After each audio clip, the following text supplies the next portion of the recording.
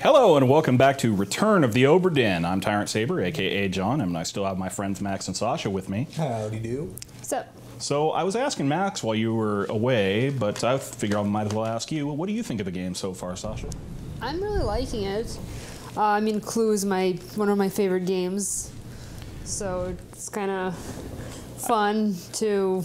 Who, what, where? Yeah. Yep. Well, this is kind of Clue. It's also kind of like Murder Sudoku. Yeah. In that, Yeah. it's kind of like Murder Sudoku in that as you assign your theories and your confirmed identities to people, the list of possibilities of who everyone can be starts to dwindle. So Yeah. and then the other thing about it is if you make wrong assumptions, the game does nothing to disabuse you of them. I was going to ask about that if it was something, if I had already put something in wrong. Yeah. Is the game going to be like, no? So the way the game works is that we have yet to do it yet, but once we identify fully one person's name and fate, it will give you a tutorial about how it handles that. Okay. Okay. But the way I will say it is that it will validate your correct answers. It will do nothing to correct your mistaken assumptions. It won't tell you. It will maybe just give you it's basically just a yay or nay. It won't even do that. I mean,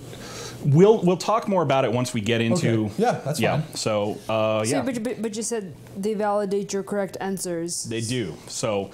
And this is kind of what I was saying earlier, where there is a mechanism in place where you can effectively guess at somebody's identity and have the game validate it for you.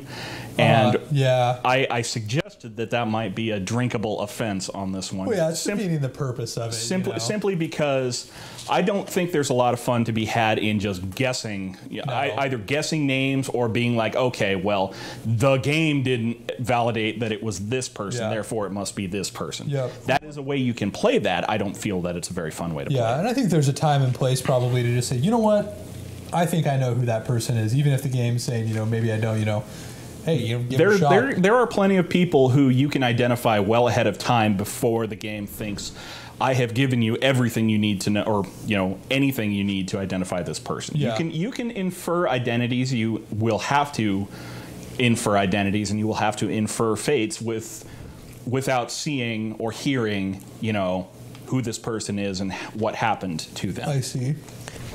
So last time, the last death we saw was the poor tattooed gentleman getting torn in half by the Kraken. We have a couple bodies available to us. We have yet to finish Chapter 10, which I think we can kind of guess who the last death in that chapter is, because there's a gentleman to your right that you have failed to identify yet.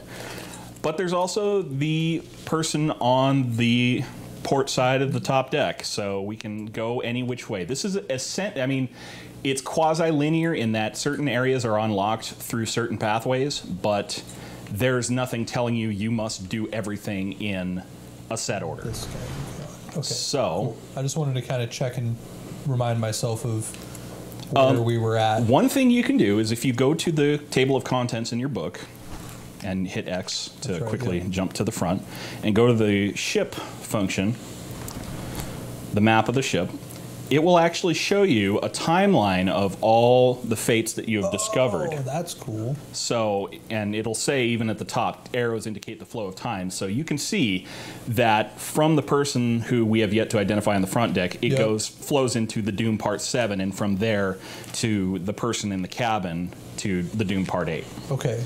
So this is helpful for you to identify, okay, I want to watch all the events in this particular chapter and I see in sequential order. The tags are here too for the captain we put on. Yeah. So it tags the scenes that he's seen in. Yes. Not necessarily referenced in, because he was referenced in this death. Yes. Yeah. Okay. When it comes to being seen in a memory or being identified as being present in a memory, the book never lies to you. Oops. Well, you get to see the gentleman get shot in the throat again. They do. But this is a good example of just jumping back into a memory that you had previously been in. You are able to skip the introductory monologue or the dialogue that you hear. Yeah, it just puts you right into the memory. It still plays it. You don't have to wait for the music to stop playing. It doesn't zoom out to black after a minute. You're able to just kind of get what you need and then bail. All right. This is I think it's time to see what's going on here. Abigail. Abigail. Your brother. My friend. I shot him. Dead. I'll be with you soon, my love. Over here, Sasha. Please forgive me for everything. Yep, that makes sense. Well, as I noted before, the captain had previously received a fairly severe knife wound to the side or back in the previous memory, and this is a point at which everybody else on the ship has perished or disappeared, and with no medical care, drift at sea, nobody to help him, and considering the state of medical care in 1803, he took the easy way out. Yep. Well, I mean, damn, dude, in the chest though. Oof, that's a heavy blow. But we know now, from what we've seen from the other lady's identity, or the other lady's memory, that she clearly was not dead, or she was clearly dead by the time this whole mutiny occurred. Yep. Which, if we hadn't already seen that, we would be able to infer that from him saying, "I'll be with you soon." Yep. And then popping himself in the chest. So, no one else present, which makes sense. That's why I was a little curious. And if you page one page over, you'll wind up at the glossary, which tells you that's the very last person to meet their fate on the Obra Dinn. Well, buddy.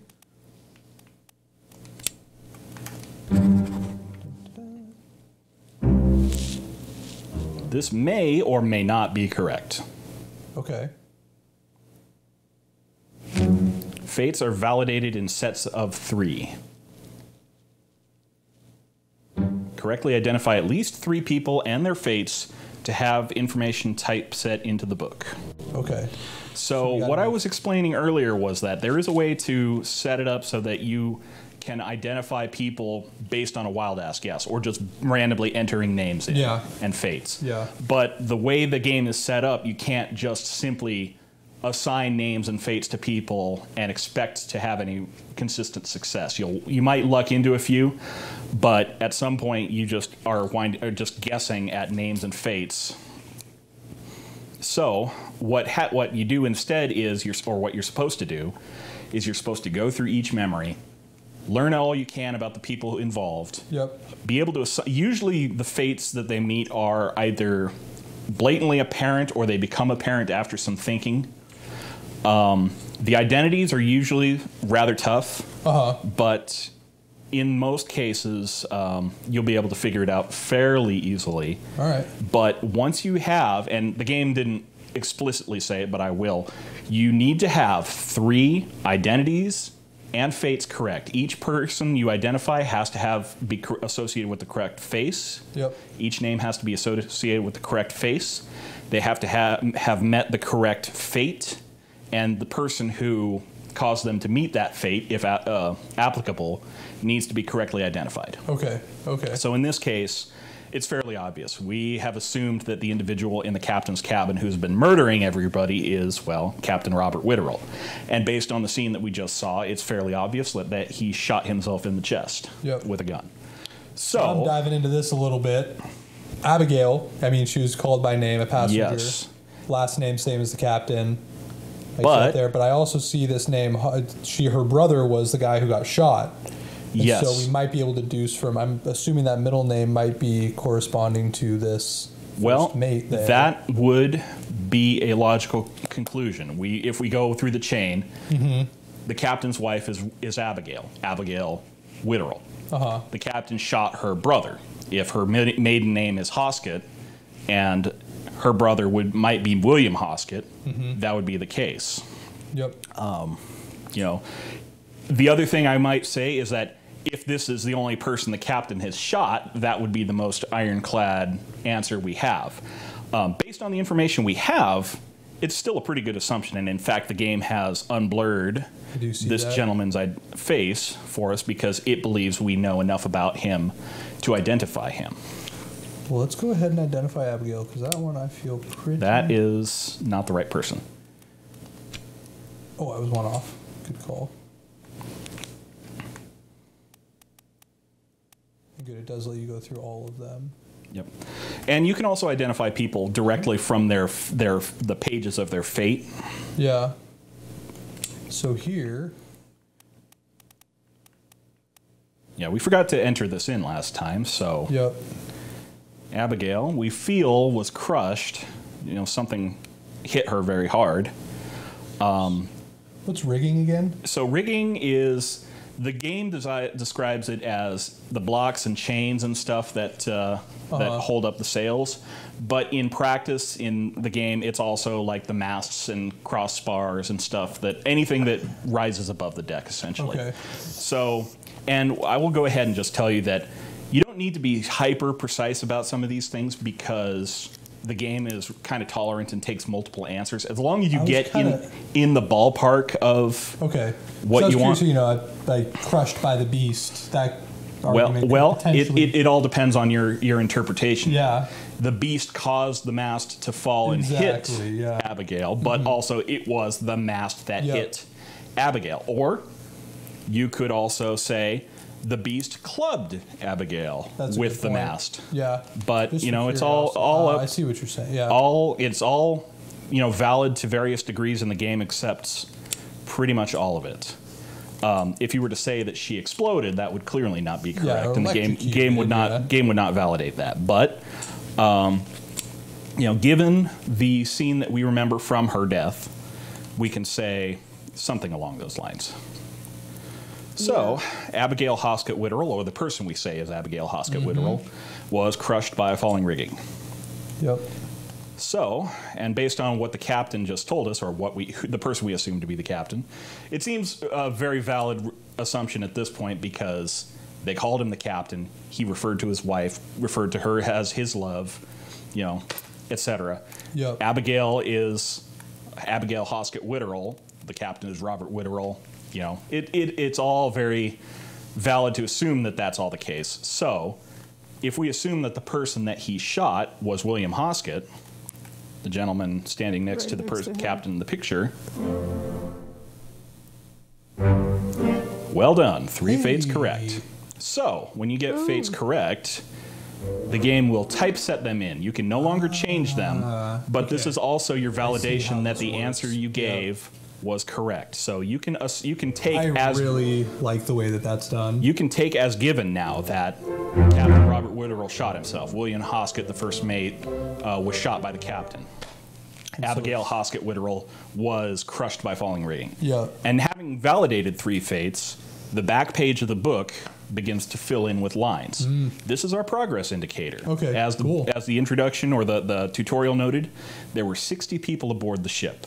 And the purpose of the game is to identify all 60 people and their fates, fill up the meter, and complete the book. I like that. Sweet. So I like that mechanic too, because it does, you know, like it says, if you really want to, you know, fancy yourself clever and process of elimination and just start pumping people in and checking to see whether it will take you forever. Exactly. You know, you can have some strategy there, but it says, hey, we're going to give you an idea of, you know, what your progress is and what you're figuring out, and give you, you know, affirmation of it, but not just say, oh, you got one of them right, so I'm just going to tell you what's right. Yeah, you have to go a little bit further. It's not like Mastermind. It doesn't tell you you've got 2 answers correct, but one of them's kind of screwed up, or you've got a name right, but the fate's wrong, or you've got the fate right, but the name wrong, or you've got the name and the name and the fate right, but the face wrong.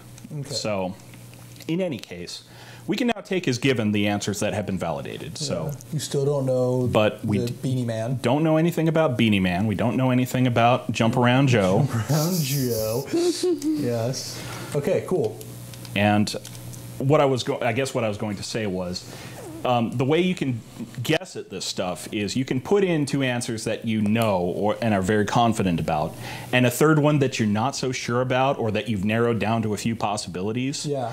And then just put random names in there until it validates it for you. Yeah. So that's the kind of behavior I'm trying to encourage you to avoid. Yeah, so it hurts the purpose of it, what it's meant to be. So I understand that. So I'm going to take a drink because I got 3 of them right. Yep. Well, congratulations. Diligent note-taking was very helpful, Sasha. Well, it will become very, very helpful very soon. I like this. So, all right. In this case, Who do you want to check out next? Who do we need to look at? Well, you really only have. I mean, you could view the memories that you've already seen, but in order to continue, I want to dive back into this because I think that we jumped before I really took a very good look around. We kind of jumped into that next memory. Okay, so the thing you will have to do is get out of this memory because you're still in the captain's memory. Oh, that's right. You know, he's still blowing his guts out all over the wall. Incidentally, that's why that port side door, the one on the right relative to where you're facing, is locked because his chair and back is to that door, and if you just open that door up, well, that would kind of spoil the fun, wouldn't it? Yeah. Okay, cool. And I will go ahead and tell you that pretty much every compartment on the ship will become available to you in the course of the game, with one exception, and the reason for that will become apparent if and when we get to the end of the game. Okay. So, having completed the end, we have seen 4 people die in the course of the chapter, and we are presented with 4 X marks in the chapter. This designates that we have completed the chapter, the end. We have seen everything the chapter, the end has to offer. We know the whole story of that chapter.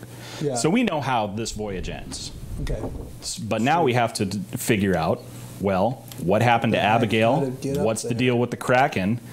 Yep. What happened to everybody aboard the ship since then, and why was a Kraken attacking the ship to begin with? Yeah. So this is the end of this is the last. Right? This is the last part of the Doom. This part 8 of the Doom. Ooh, she's getting blasted.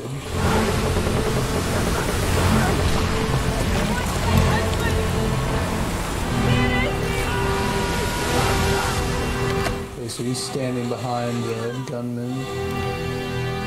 Oh yeah.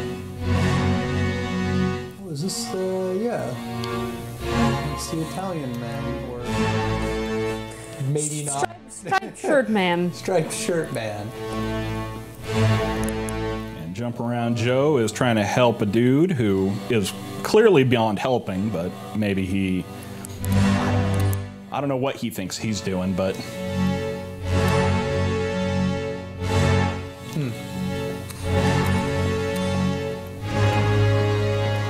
Okay, so it's not like we missed a whole lot, I guess. Well, I will go ahead and say, especially on the top deck, it's worthwhile to think in multiple dimensions because not only are you limited to the area on top of the deck, but you also have the rigging above the deck, the area around the ship. Yeah. You know, it's worthwhile to look around because just like in the following memory where you found Joe up on the I forget what it's called. Yeah. I should have brought that. I had a plan to bring. Do you want to go up? Can we go up here? Yeah. You can't actually go up on the poop deck at this point because you're blocked by a tentacle on one side and a crashing wave on the other. Okay. Don't need to go in there. Oh, okay. People. Who that? But, you know, it's worthwhile to look in 3 dimensions and outside the bounds of the ship's railing because on the top deck, that is, because it's possible that stuff's happening out there. This is the lady who was holding that dude. Right next to Abigail. That's some Rosie over there? Oh, she's appearing. She makes an appearance. Who's that Rosie? Somebody with close by to Abigail, which she is identified, or at least. Well, once again, the means to identify them have become apparent. It may not. You may not be seeing the means to identify them, but the means to identify them are there. Okay. Or, as I said before, they may have already given you all the help they're going to give you. I see. Well, I remember when we looked at the list, it didn't look like there were too many women on the list. It was mainly men. Yeah. So I think that was almost like a hint in itself. And you can always look at the manifest to get a better idea of who all is there. Don't forget X to jump. That is nice.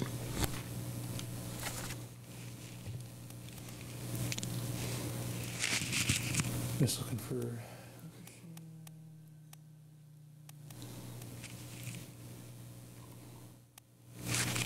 It's Jane Bird.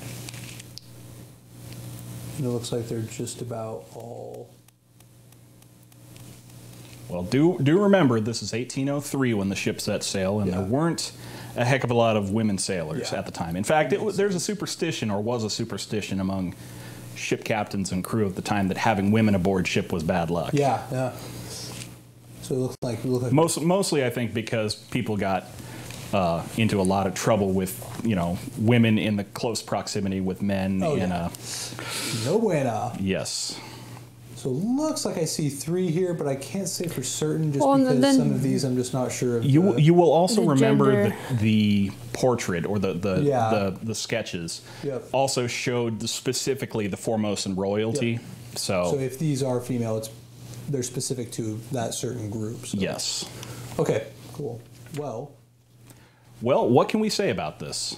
Or what can we say about the women in this case? Well, I think that we've seen all of the women that we're going to see that's outside of maybe that Formosa group. Yeah. And so, I mean, I think that we can make a pretty safe assumption that, what was it, Miss Mary Sue Bird or something like that? Well, the younger one is probably the Miss, and then... Miss Jane Bird? Yes. What makes you say that? Because, I mean, if we identify one, we can pretty safely identify the other. Well, I was just about to say, we have identified and confirmed the identity of Abigail Whittle. Yep. So... Abigail's off the board. Yep. We know that there's one woman among the Formosans, but the people that we saw, or the women we saw on the deck, were not in that group. So we can safely narrow down the possibilities to... Emily Jackson and Miss Jane Bird. Yes. Okay. So let me pose you a question, and maybe you will be able to figure it out. What would someone have, or what would Emily Jackson have that Miss Jane Bird would not have?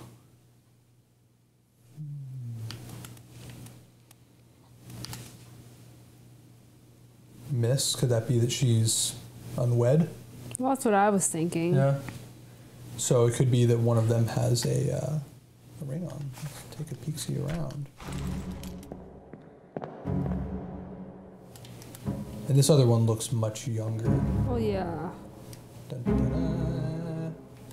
That was kind of a giveaway, I guess. Yeah, no, but that's, I mean, that I was but looking at that this is the kind of thing I'm trying to point out to you, is that being able to see the details on the character models, not just, I mean, looking at the manifests and the sketches and the, being able to correlate the one to the other, the models to the characters is all well and good. Yeah, but there is so much detail put into these characters that you should be giving thought to. You may not have to give all that much thought to it, but it's a way of identifying people that you should keep in mind.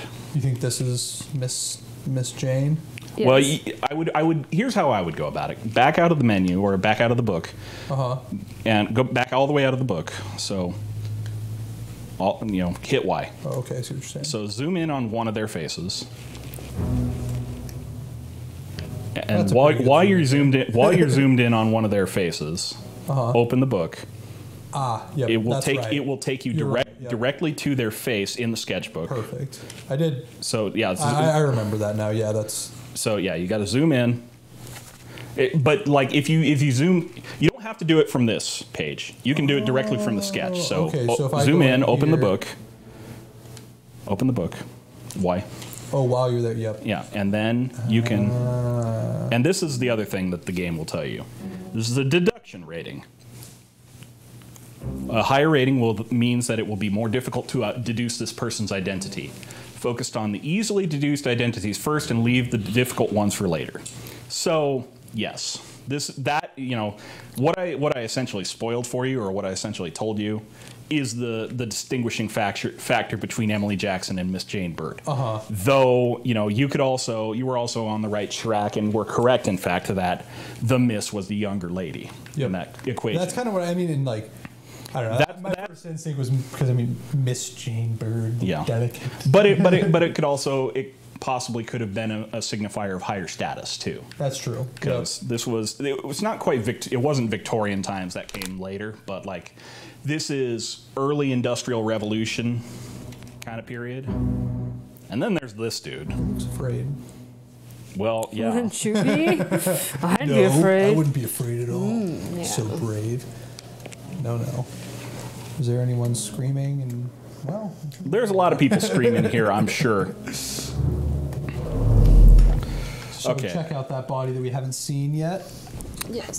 So I guess that's my freebie to you. Is that's the which is a good one because I think we would have gotten there, but I think that it's good to kind of emphasize, hey, don't be afraid to take a peek at what they're wearing and what they have as part of their character. I mean, even earlier with the first mate, I kind of mentioned like who I had kind of previously said I think that's first mate. Because he was dressed nicely, he was stood next to the captain.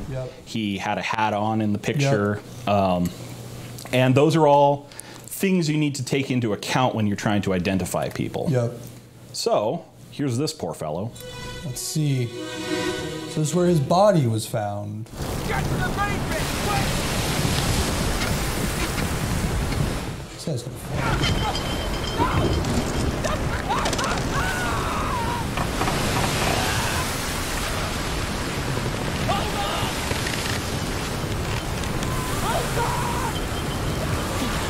Oh, this could be like the this fucking shows up.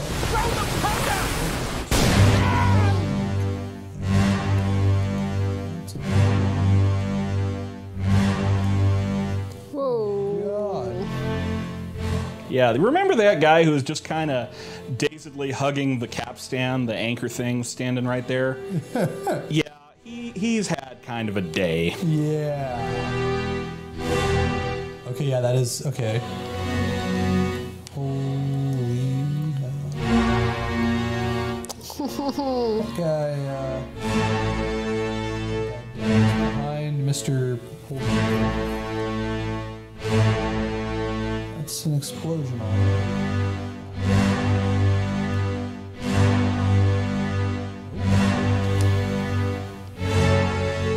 And what we'll find is that there are no more dead bodies in this particular scene. Meaning that we won't be required to we won't be required to incept our way into another dead body. I see. But we also see the stairway to the bottom, to the gun deck has been opened to us. So this opens up a whole new section of the ship that we're able to explore.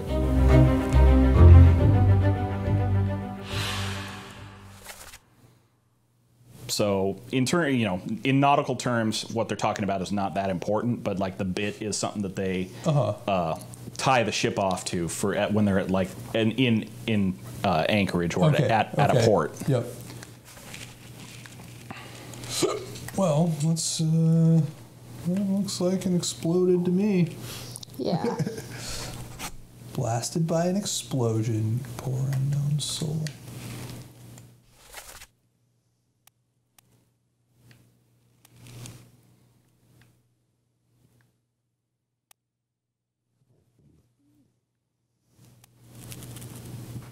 Oh, this guy was in there, huh? Yep. Alive. Yep. Because this was prior to the scene in which he had to split. Yep. And in fact, you'll see him right there to your center screen. He's got the sword that he winds up sticking into that Kraken's tentacle.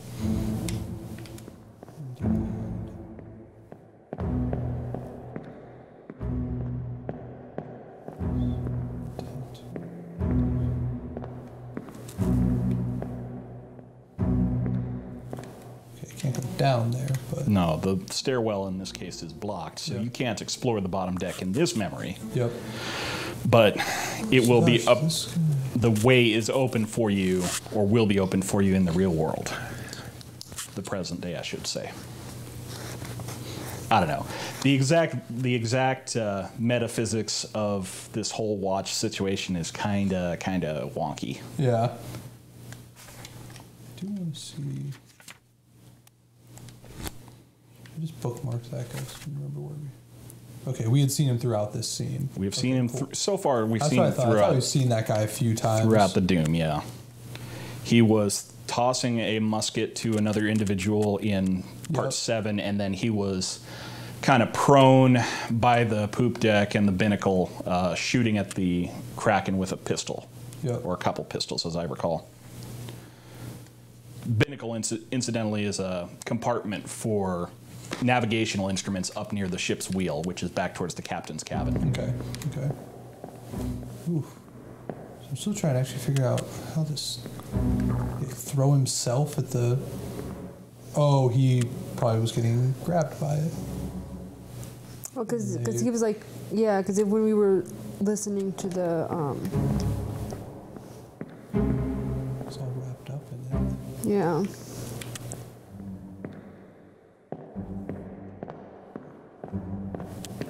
It's not a pleasant way. Well, I guess quick probably. I don't want to find out. Well, I will reiterate. The watch shows you the moment the person perished. Yeah. So I think based on the fact that the explosion was the last thing we hear, we can assume it was pretty quick. Yep. And, you know, the fact that this game is kind of so low definition is actually kind of nice because there are some pretty gnarly things that happen to people in this game. Oh, yeah. I mean, the guy being torn in half, I mean, that was half. actually one of the first things I thought of. I'm like, I'm actually glad that it's not super graphic and super detailed because I know sometimes games can be. I keep seeing that little star thingy over there. Yep. I'm just what that is. Indeed. I've seen it several times. Or I saw it on here in the back of the captain's chambers. Did want to see something. That did not have an X on it earlier. Nope. A lot of doors on the ship do not have X's on them. You can freely pass through them, but the ones that do usually gate off whatever deaths might be happening in other parts of the ship and other chapters. And, you know, do keep in mind that you can always refer to the book and the ship's map to determine what compartment you're in at any given moment. I see. In that case, I believe you were in the passenger cabins. Mm-hmm. So. Well, down here. Let's do it. All right. We descend to the gun deck. Da-da-da. Okay, guns. And we find things are a little bit out of sorts. Yes. So this will be the ship's galley where they prepare the meals. Mm-hmm.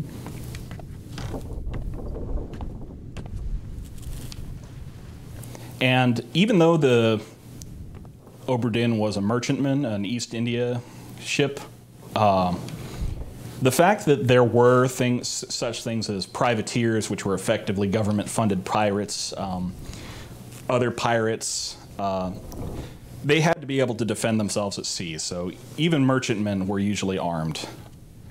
So, as I said before, I forgot to note how many cannons the Obra Dinn has aboard, and the number of guns they have aboard would indicate, you know, kind of how formidable and how valuable the ship is.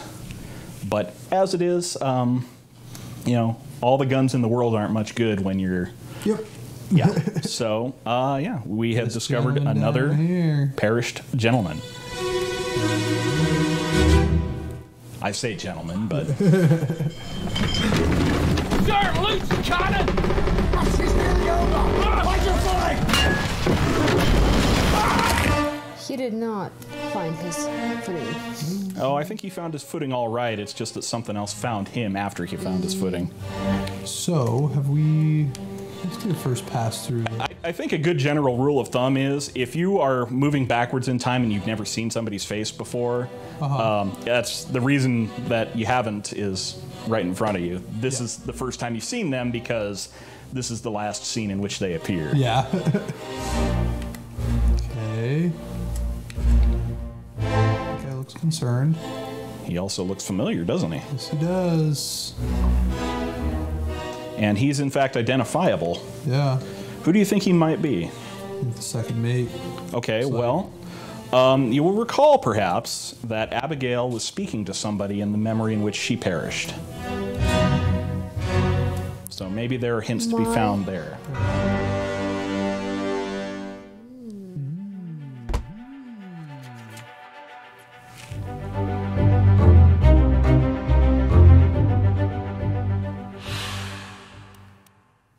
It's Teddy. And we can...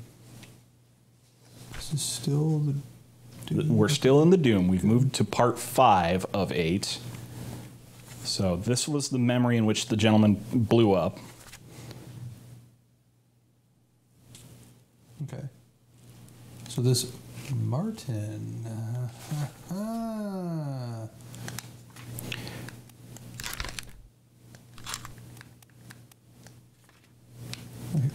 So you can go to you can go to the pictures or the crew sketches in any particular scene and go directly to that person's face and identify them from there. So you could go straight to him. In which case we find that there is a Martin aboard, Mr. Martin Parrott, who is the third mate of the ship. There might well be other people with the same name aboard, so it's worth checking that out. In this case, though, the game seems convinced that you are able to identify this gentleman. Yeah. And in this case, again, there are no other Martins aboard, so this is in fact who it is, is Martin Parrott.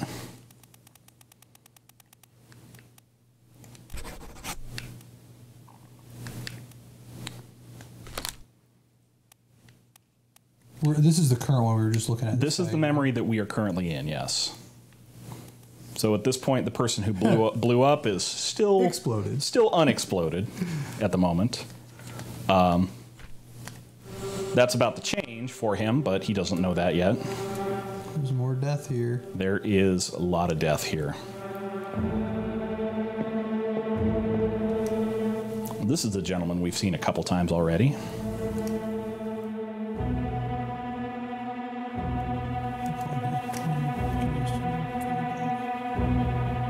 It's that guy. The guy who's kind of He's playing dice in the sketch. Ah.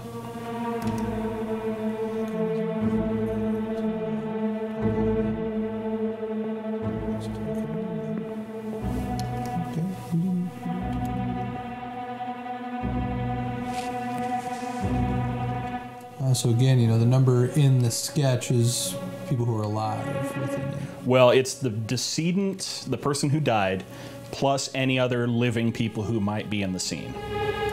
Is that Exploder Dude? Wait, no, that is Exploder Dude. And, you know, I've heard people who've been asking what he's carrying because he isn't carrying a thing. And people are saying, oh, he must be carrying booze. Hey, there's time and a place for that.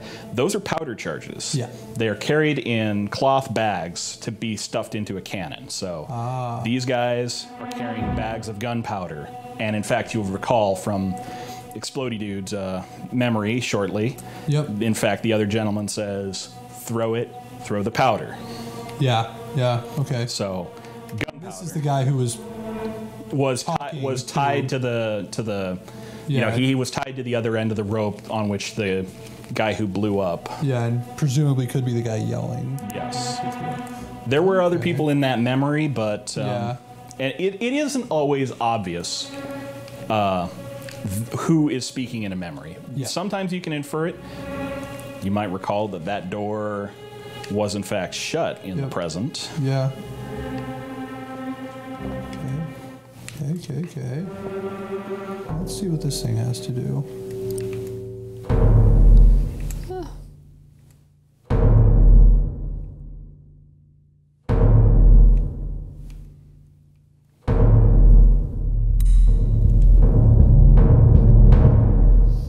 Dun, dun, dun.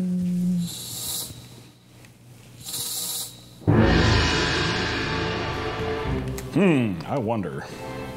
Oh. Oh, you almost got me there, Watch Ghost. I think I liked you better when you were called Ghost Rider and you were on PBS.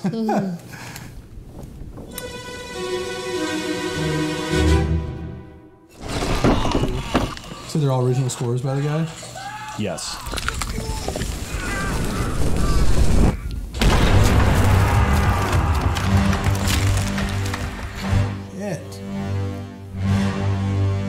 Oh, this one you turn on its side and just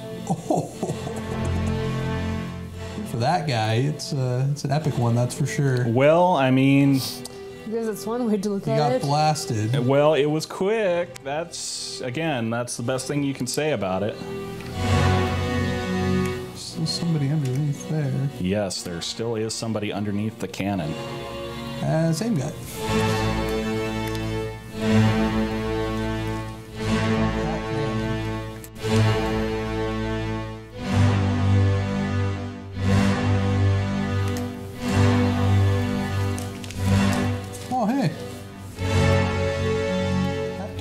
the thing you will find is that as time goes on and more people meet their eventual fates, you find up recognizing a lot of people simply because there aren't a lot of people left. Yeah, yeah.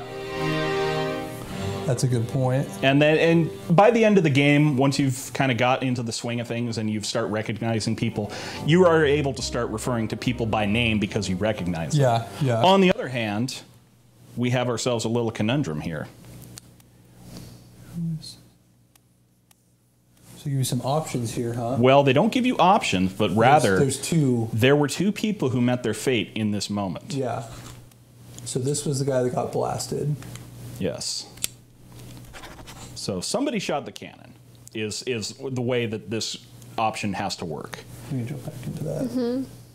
But the thing, we don't really know exactly. Well, if you look at the options for it, you are able to assign an individual on the crew, or you're able to assign a foreign enemy, or you're able to assign a terrible beast to anything that involves, violent death by a certain cause. I see.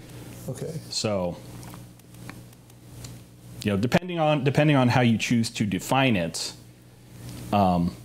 he could have been blasted by the person who lit the fuse, or he could have been blasted with a cannon by, say, the beast, because the beast is the thing which turned the cannon around to shoot him. I see what you're saying. It wasn't deliberate necessarily, but it was through the beast's actions that this person was made to die by cannon.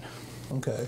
The other person, well, I don't know how good your facial recognition is, but that is not the same person who was underneath the cannon. Well,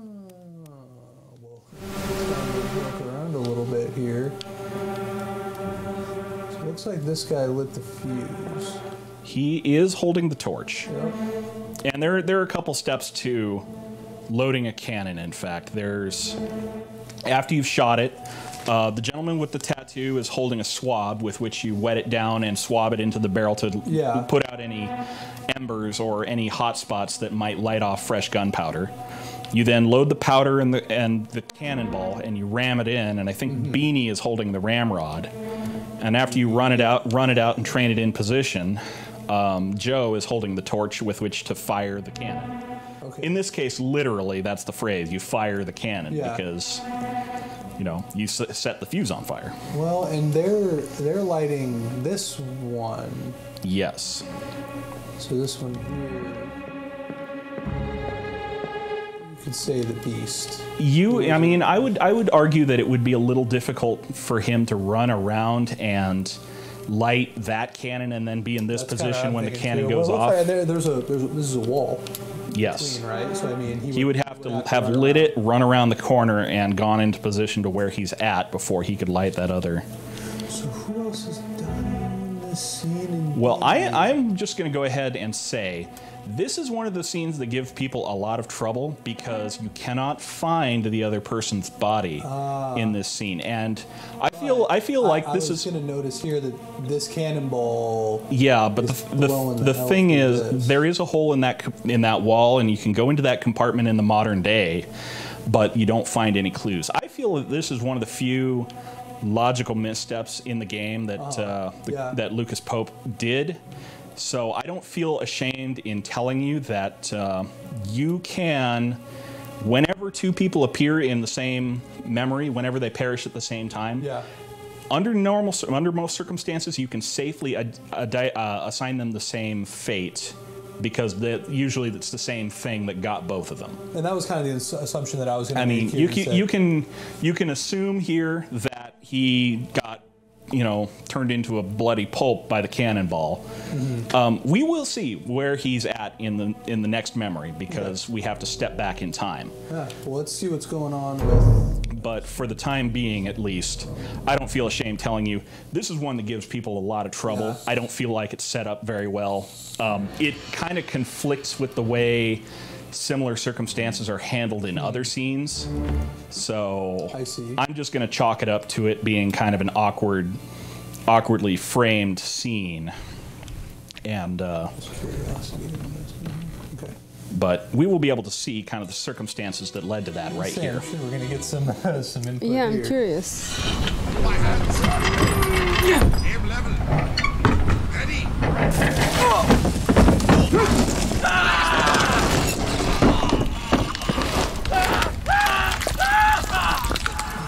with that very characteristic scream, we can safely assume that this individual's death came moments before the death of the gentleman on the other end. Can see a second person here. Yes.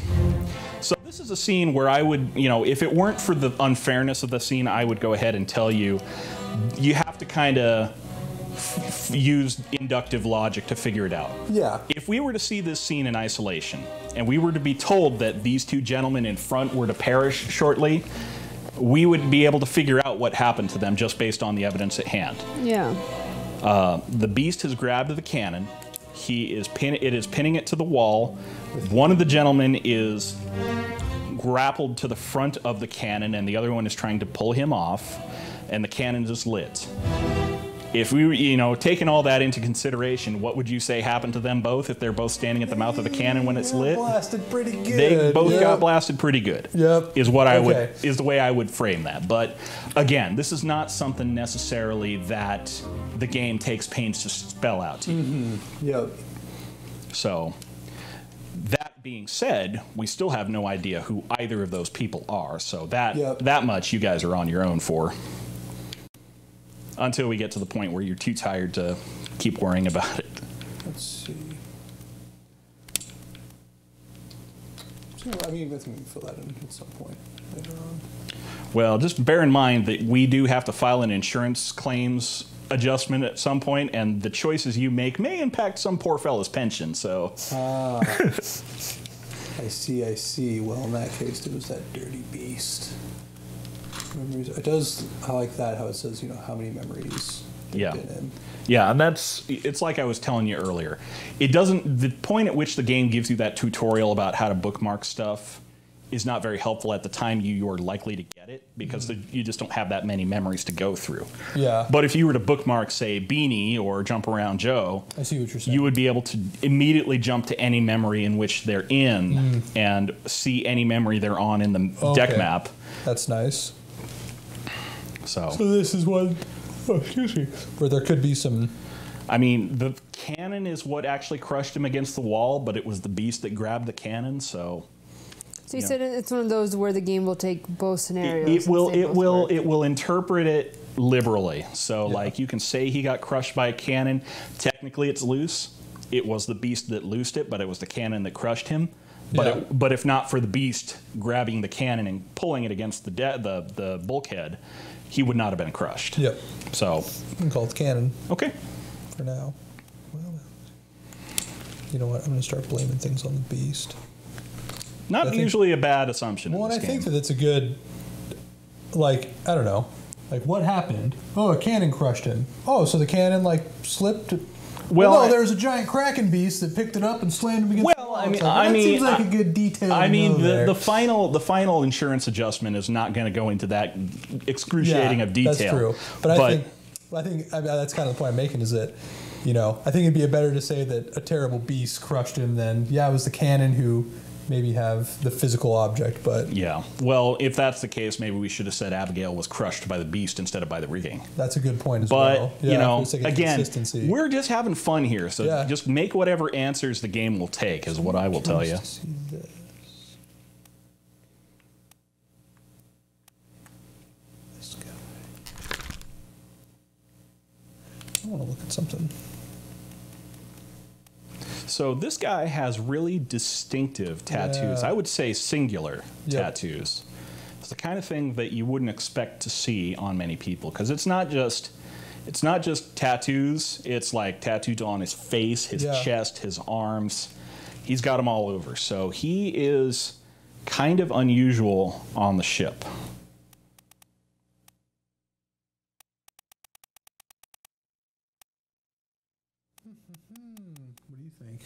I mean, we might not have all the clues yet, but I don't know. Again, maybe some racial profiling going on here, but Maba seems like it could be a guess. But I mean, I think there's probably some clues as well to what his role was on the ship. So, if you ever have, you may or may not have noticed it, but if you ever have an idea of what someone does but not who they are, there are options at the head of every section of the crew list that says unknown. And it's not such that there is somebody on the crew manifest that is unknown. Rather, you're saying, I know that this person is a midshipman or an officer or a seaman. I just don't know which of the officers or midshipmen or seamen they are. Okay.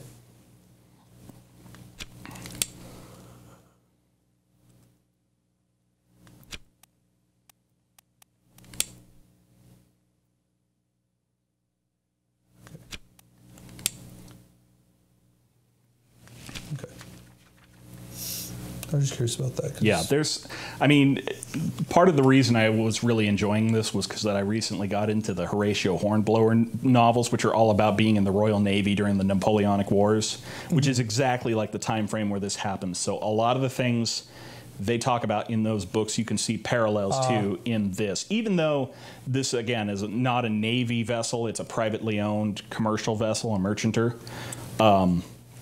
A lot of the same details about shipboard life and the roles of people aboard the ship are the same because the structures are parallel. They're not the same, but I mean they're not the same, but they are very similar. I see. Okay.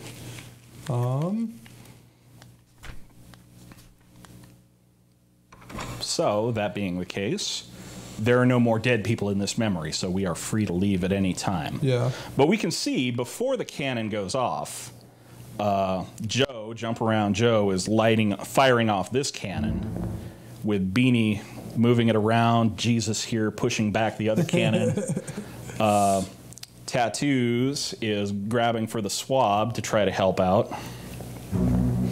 But all the chaos is happening on the other side of this partition where the one fella is getting crushed by the beast and the cannon is fired, it's lit.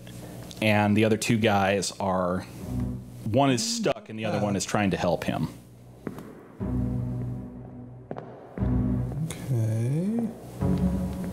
And I guess I forgot to mention it before. You can't open even doors even doors that are open in the present day. You cannot open in a memory. Okay. So you can only go through. You can go through portals that are open in a memory, but you cannot open them, even if they would be openable in the modern day. I see. 6 others were present. So the dead man. Yep. We got Top Hat, or one of the Top Hat guys. Yep. We got Baldy. We got Beanie. We got Jump Around Joe. We got Jesus, and we got Tattoos. Okay. Sweet. All right. Feel good? And I can either direct you to the continuation or the earliest parts of this chapter, or we can move on to something else entirely. Up to you. I'm gonna kind of poke around just a little bit. Okay. Yeah, there are things to discover in the present day part of the ship too. Things which are maybe not completely obvious to the initial inspection, but which can be helpful. Or, there's just dead people. Okay, sorry, I just want to kind of poke around a little bit here. So right now we are on the bow of the ship, the very front part of the ship.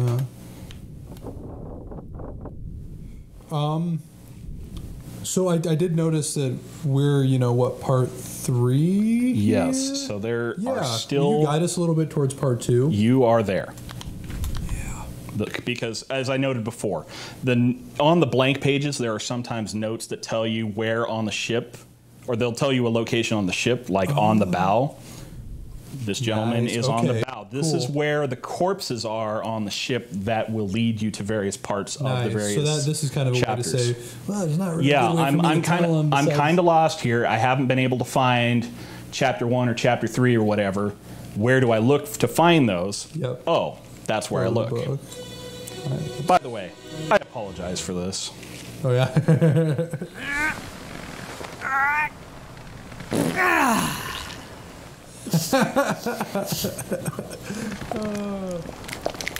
Let's see where this one's going. Poor guy. Sounds like he's having a real rough go of it.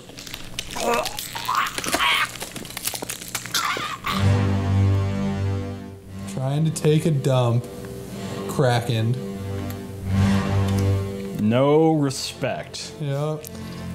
Sanctity. He didn't even have the decency to do it off the poop deck. So, ES, huh? Well, Without I can't remember if I said it like that, but everybody is depicted in the sketches. Yeah. Yep. Their face may not be shown. So he's the artist, He's the artist? right? That he signed his initials. Maybe. And he's not in the- That could be. Man, guy was just trying to take a good crap off. Just gets blasted away. So I do want to see what's going on outside. Oh, this is probably where they were first. Oh, look at these guys. Ho, ho, ho. This is probably, I will go ahead and tell you, this is probably one of the most important memories in the game. Yeah. And the pattern I've noticed in this game is that the most obvious deaths in the game, or like the people who are most obvious and the deaths most easy to identify, usually hide details that are really important to other things in the game which are not necessarily obvious. So, yeah. You can look for his initials. Pooped to death. Let's see. Rosie, who's that kitty cat? She's so curious. She likes chords, so I'm kind of keeping an eye on her. Well, I'm not worried about it. Yeah. Last time, me and cats and cords, I fell asleep in a room with a kitten at one point and chewed right through my iPod cable. Yeah. They recently just destroyed Max's headphones. They did. Oh, Which bad way, cats. ES. So, ES, Edward Artist. Spratt, the artist. You're so smart. God damn. All right, Edward Spratt. I think that's him. Okay. I'm doing it. Yep. And there was nothing said there, just a whole lot of grunting and groaning. Yeah, just crapping. Yeah. So, someone else is dead. yes. So I would hold off on committing to the deathception. You don't want to go deader just yet, because there's a lot of stuff here that you want to take a look at. Okay, we have identified, right? We have called him Martin Parrott. Yes. Is what we have decided he is. Okay. Looking at this guy. Who, you might notice, is carrying 2 plates of food. Now, the thing about this era is that officers were often gentlemen, you know, folks who didn't do a lot of the work themselves. And that even extended to their personal habits, personal lives, to the extent that every officer, the captain and all his mates, had a steward. They had somebody to do their work for them. I see. So, if, say, we assume that the gentleman holding the plates, is his steward. or if we assume that the guy here is Martin, if we assume that this is the third mate, Martin Parrott. I did notice that in the descriptions of. I was looking through and I did see that, you know, there's a third mate steward. Yeah. Okay. Yeah. I am going to. I think that's a safe bet here. And then this was the guy that got crushed by the cannon in part 5, I think. The guy who got it in the neck. Oh yes. You didn't commit that That's true. fate to the book. Yep. Yep. There. And this is the guy that's getting crushed, right? Yes. By the loose cannon. This one was Yeah, a this genuinely one, it's the cannon sliding loose out cannon. at him. So there again, I guess that's another freebie for you, but because I wasn't sure that you had taken note that there was. I forgot that because I know I just didn't put that in. Yeah, well, I you know. Yeah. But the steward thing, I wasn't sure if you knew what a steward was or their purpose Yeah, on the ship. I wasn't. I was going to ask about it because I saw that each mate had a steward. I wasn't sure exactly. Yeah. What So that entailed. that basically just means that each of these guys is too hoity-toity to do their own work for them, so they've got people to cook for them, do laundry, you know, just basically keep their stuff up. 45. Yes, 45. Now, what might that mean, I wonder? Those boots. Like boots. Maybe this is the guy that's dead. But alas, There certainly are. there's dead people. Number 44, number 43,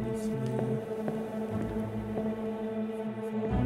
making the assumption that they're dead. But. Well, why on earth would dead people be hanging in hammocks? Is it where Might just be their remember that on a sailing ship, quarters are extremely tight, space is at a premium. So the ship takes a lot of people to sail it, but there isn't a lot of space to keep them. So they take rounds.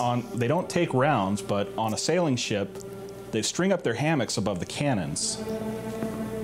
So the people who sleep down here, or the people who sleep on this deck, also are in charge of the cannons. Well, the thing I don't know if I mentioned it earlier because I don't think we had a whole lot of time to call attention to it, but there is one gunner and one gunner's mate aboard the ship.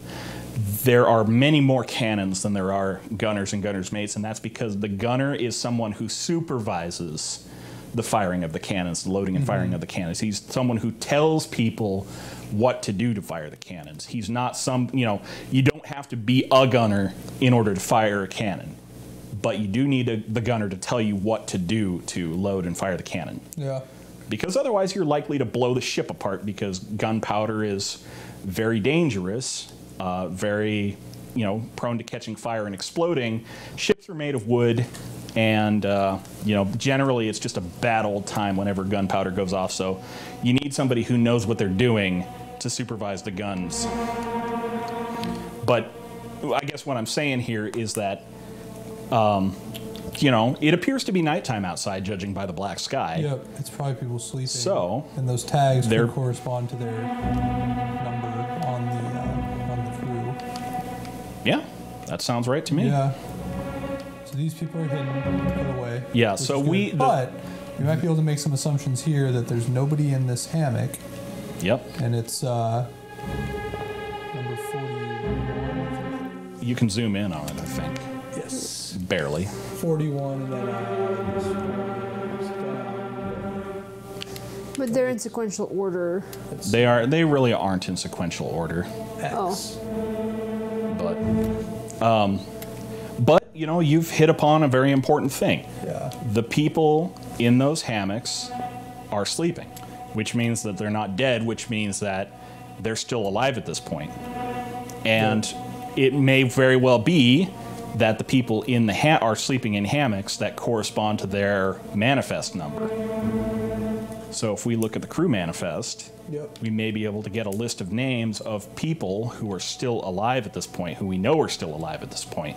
Yeah, that's kind of what I went through earlier. It looked like most of these through here are... Through here, a lot of them are topmen through seamen. Yeah. Which makes sense.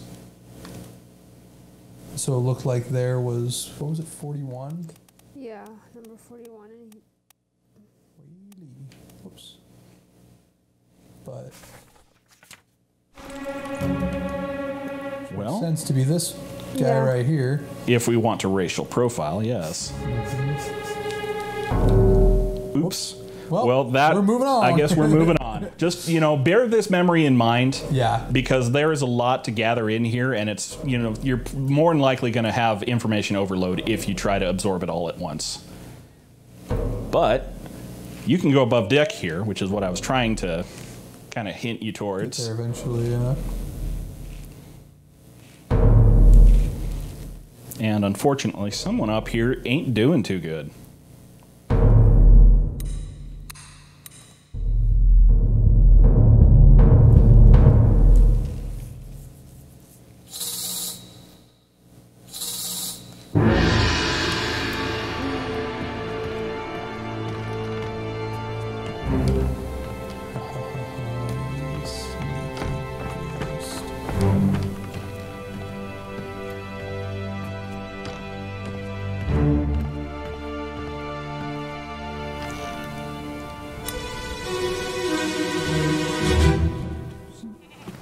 Let me on. Over my dead body, you bloody Dane. Huh? How's that? There's no cause for trouble, boys. Get in the boat. Thought I'd forget. You killed my brother. What? That was an accident. The ropes. It wasn't his fault. I saw the whole thing. Lies. I shouldn't have waited so long. No, don't!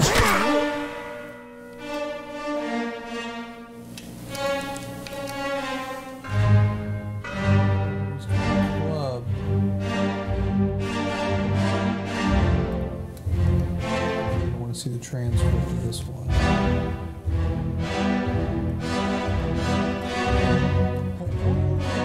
Oh shit!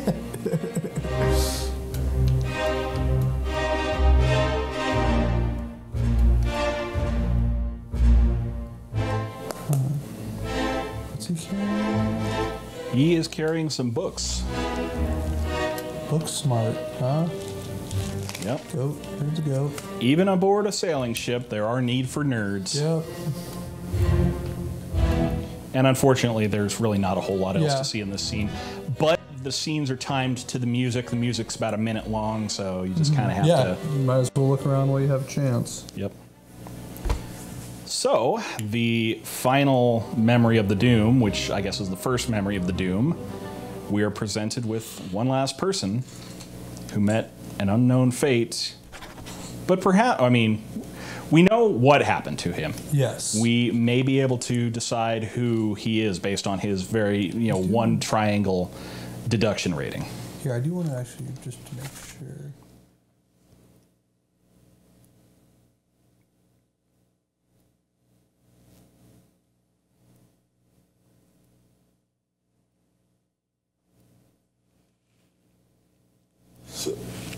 Okay, so the guy who died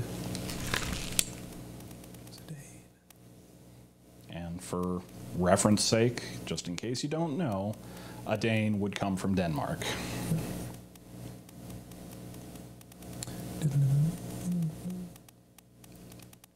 Well, Lars looks like he... Well, that makes our life a little bit easier.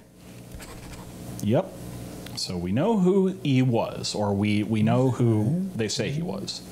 And we know what happened to him, but we don't know who attacked him. We do know that somebody was very upset about something involving Lars, the ropes, and his brother. So... And it's something that's already happened. It's something that has happened, and apparently he has waited a long time to get some revenge on Lars. But as to what that might be, we presently don't know. Yeah. Curiously, you may notice the game thinks we can identify him. That's what I was kind of curious about, because I wanted to look at something here.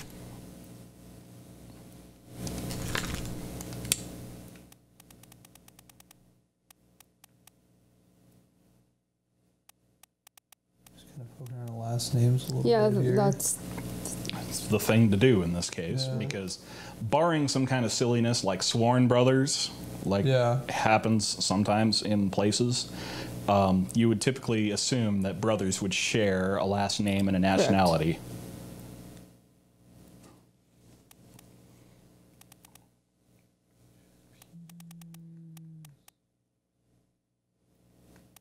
Peters, Nathan Peters, and Samuel Peters.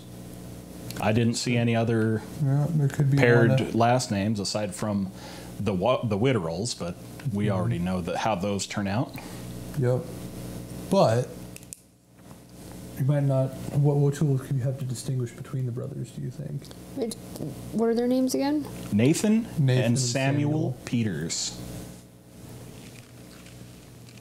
Well, which one of them died by the ropes. We know that much, so we know that the other one did not. So do we know which?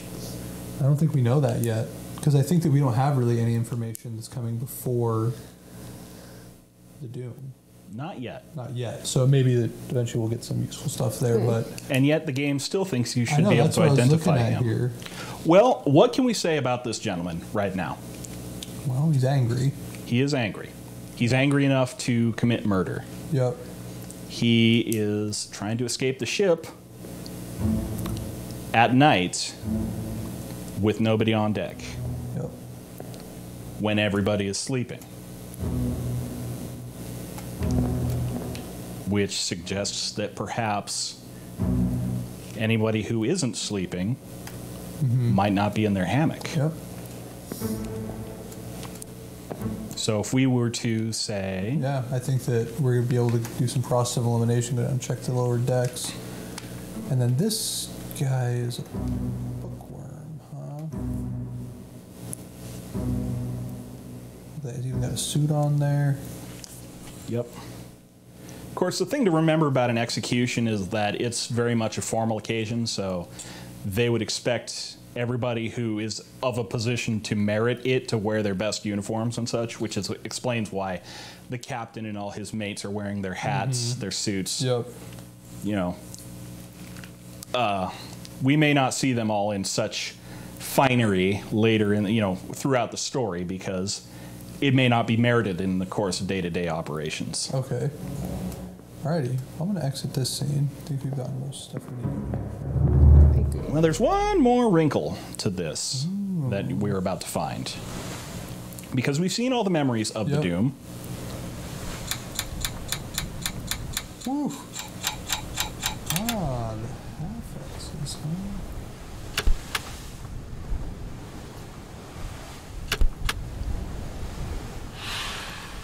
So, throughout the course of each chapter, there are people who meet their fates or go to whatever end awaits them without leaving a body behind.